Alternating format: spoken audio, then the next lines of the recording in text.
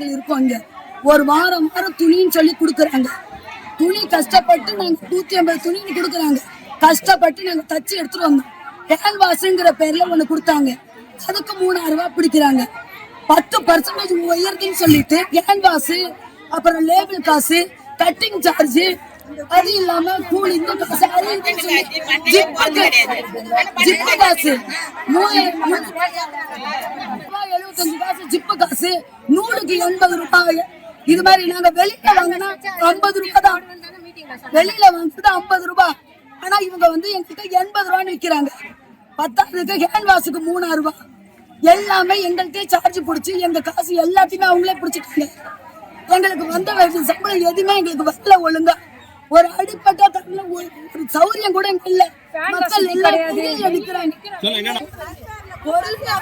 தரமானதே கிடையாது. எதுவும் தரமானது இல்ல.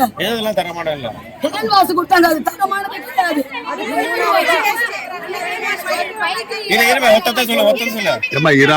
கேன்வாஸ் தரமே இல்லாதது, மாவு மாதிரி கொட்டுது, அதை கொடுக்குறாங்க.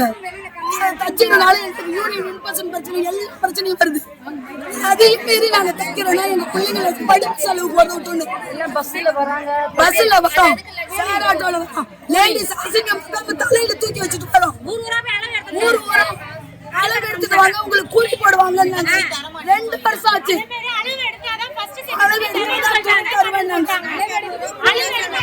இதெல்லாம் விட்டுட்டு ஊர் ஊரா அட்ரஸ் தெரியாத இடத்துக்கு நாங்க போய் அழைச்சிட்டு வந்தோம். எங்க சொந்த காசு செலவு பண்ணோம். 2 வருஷம் ஆச்சு, இன்னும் போடல.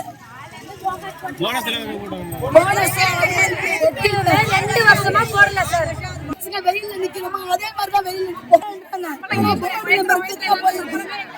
போடுது.